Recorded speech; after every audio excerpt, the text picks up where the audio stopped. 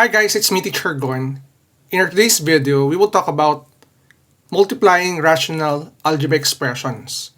So without further ado, let's do this topic. So what we have here is that we will try to solve three given examples on how to multiply rational algebraic expressions. A lot of people or graded students are requesting for this topic. Even though marami na tayong videos about this, we will try to create more videos para magkaroon kayo ng better understanding or deeper understanding on how to multiply rational algebraic expressions. Let's have number 1. In number 1, we are given 4x plus 8 over x squared minus 25 times x minus 5 over 5x plus 10.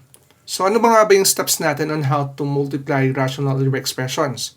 First, we need to completely factor all the numerators and denominators if possible. If, again, possible. Example, your 4x plus 8 can be factored out as 4 times x plus 2 using common monomial factoring. And as you can see, the denominator of the first rational expression, x squared minus 25, can be factored out using difference of two squares. The factors of this x squared minus 25 are x minus 5 times x plus 5.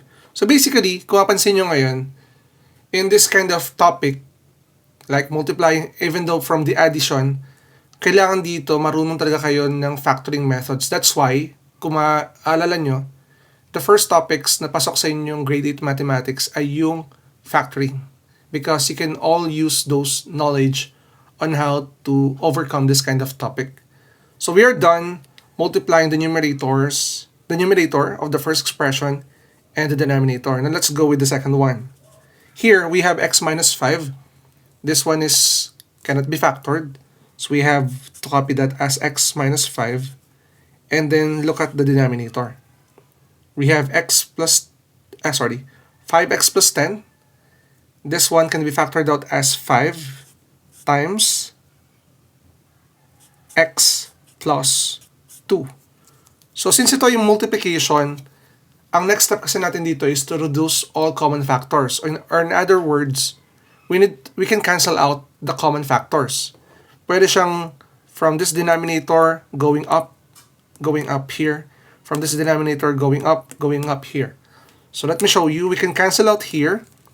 As you can see, we have common factor, x plus 2. So completely factor out or cancel out x plus 2. And another here, we have x minus 5 here, dito rin. So we can cancel this out.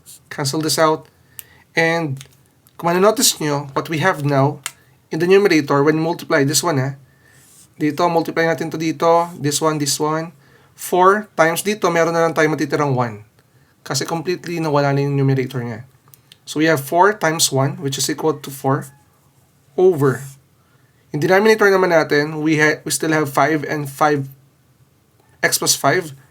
So pwede natin siyang express bilang 5 times x plus 5. Okay na to bilang sagot.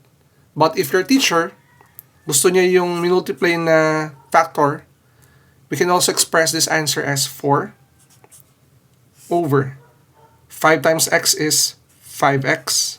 5 times 5 is 25. So this is plus 25. Now these are the possible answers for item number 1. If hindi nyo pa masyado nasusundan yung mismong part na to, you can go back with the video. Pwede nyo siyang i-replay ng konti or i-atras ng konti. So you can rewatch the part 1 or the example number 1. Now let's move on with example number 2. We have here 5x plus 5 over x minus 2 times x squared minus 4x plus 4 over x squared minus 1. Yung numerator natin can definitely be factored out. Pwede siya maging 5 times x plus 1. Ang common factor nila ay 5 over. Your denominator, okay na yan. That is x minus 2. Now let's go with the other expression, times. This one can be factored out using trinomial factoring, pero ito ay isang perfect square trinomial. So automatically, the factors are x minus 2, x minus 2, or pwede siyang x minus 2 squared.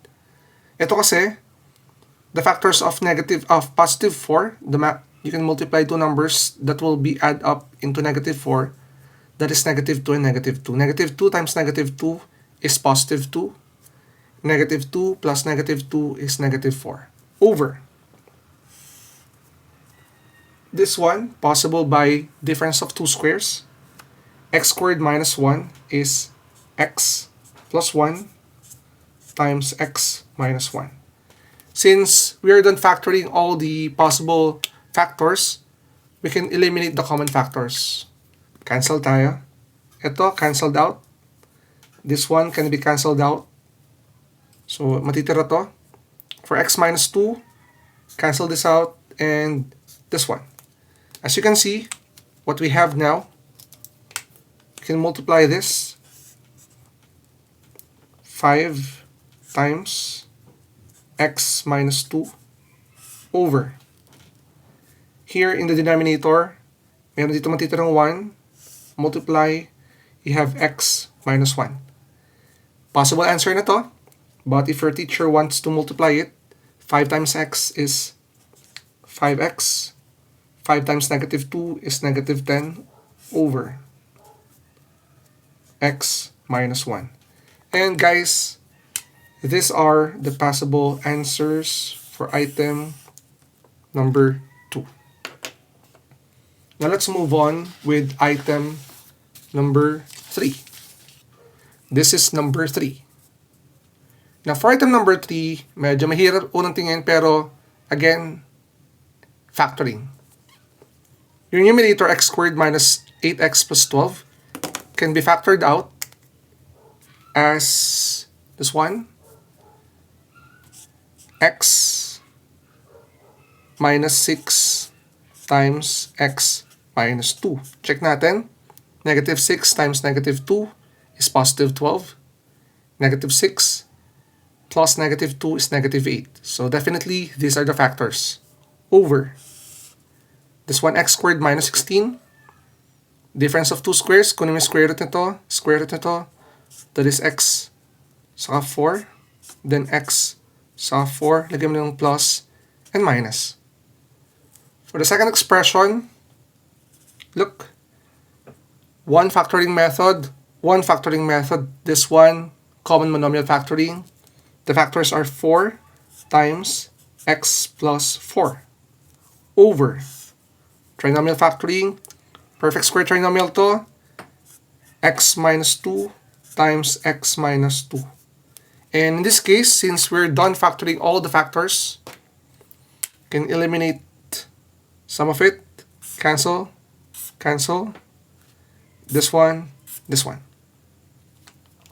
As you can see, what we have here is this one, 4 times x minus 6 over x minus 4 times x minus 2.